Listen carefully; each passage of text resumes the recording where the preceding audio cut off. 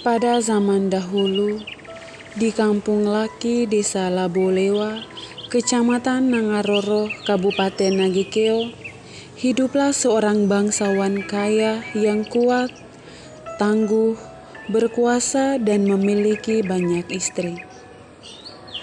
Ia bernama Genekune. Di kampungnya hingga kampung tetangga, Genekune dikenal sebagai bangsawan yang angkuh dan selalu merendahkan orang lain. Suatu hari, seperti biasa ia bersenda gurau dengan istri dan anak-anaknya sebelum berkelana ke tempat istri-istrinya yang lain.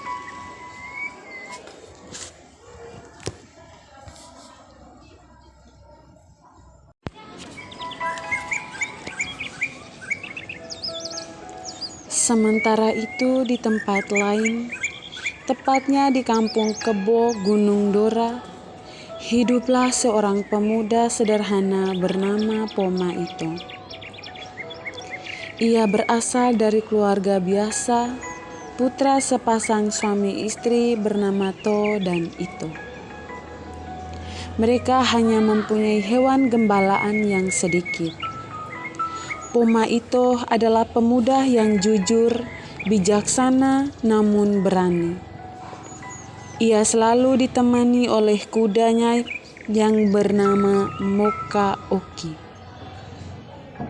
Sore itu, seperti biasa di sebuah padang rumput, Poma Ito bersama seorang kawanan hoga nampak sedang mengembalakan hewan ternak.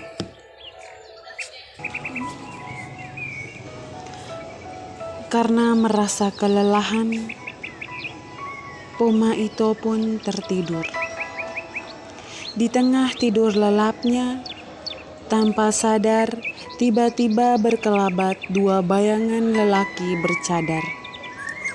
Mereka sepertinya para pencuri ulung.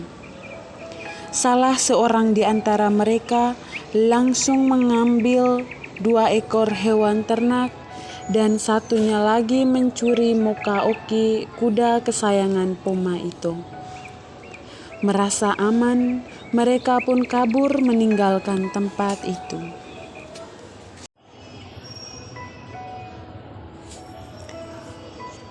Ketika terbangun, Poma Ito terkejut karena tidak melihat kuda kesayangan. Karena panik, ia pun bergegas ingin mencari kudanya yang hilang. Poma Ito terus mencari dan mencari, tapi ia tidak menemukannya. Hingga atas saran Hoga, diputuskannya untuk berangkat ke kampung Laki.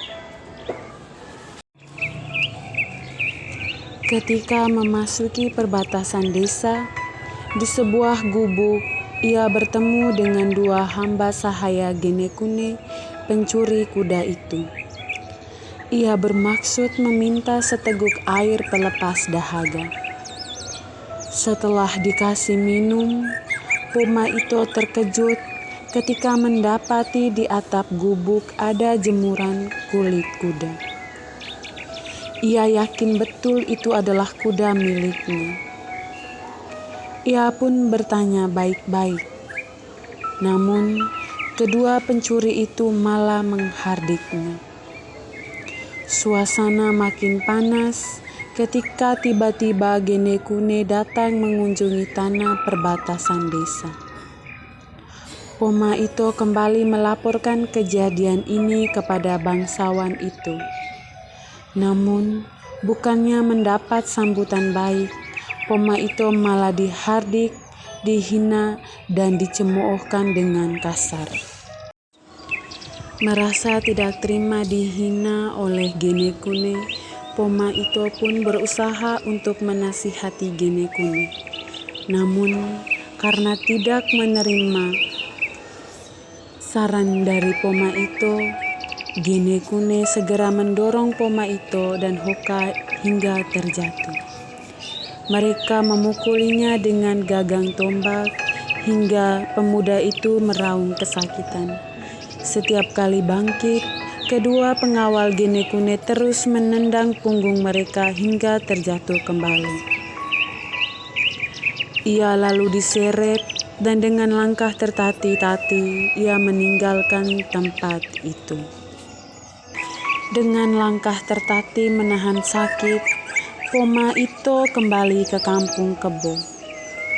Dalam hatinya ia benar-benar merasa terhina oleh perlakuan Genekune.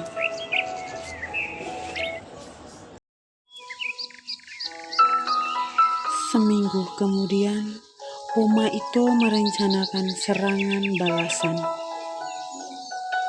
Atas saran seorang tua adat, dimintalah bantuan pasukan kepada sejumlah musalaki kampung tetangga, bahkan hingga ke Tanah Liat. Mereka duduk bersama untuk merencanakan serangan balasan tersebut. Dendam ini harus terbalaskan. Kesombongan Genekune harus dienyahkan.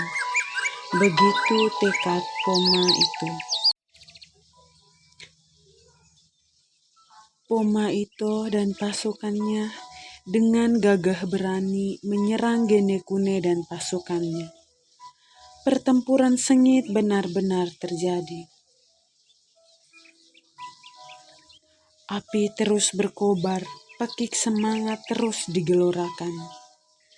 Hingga akhirnya dalam sebuah kesempatan, Poma Ito berhasil menembak kaki kuda Genekune hingga terjatuh.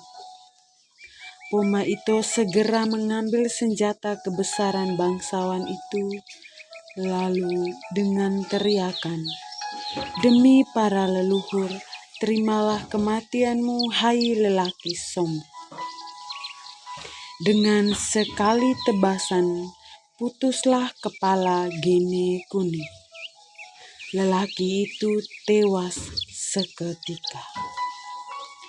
Sejak saat itu, kehidupan masyarakat menjadi aman, damai, dan sejahtera sejak dipimpin oleh Poma Ito.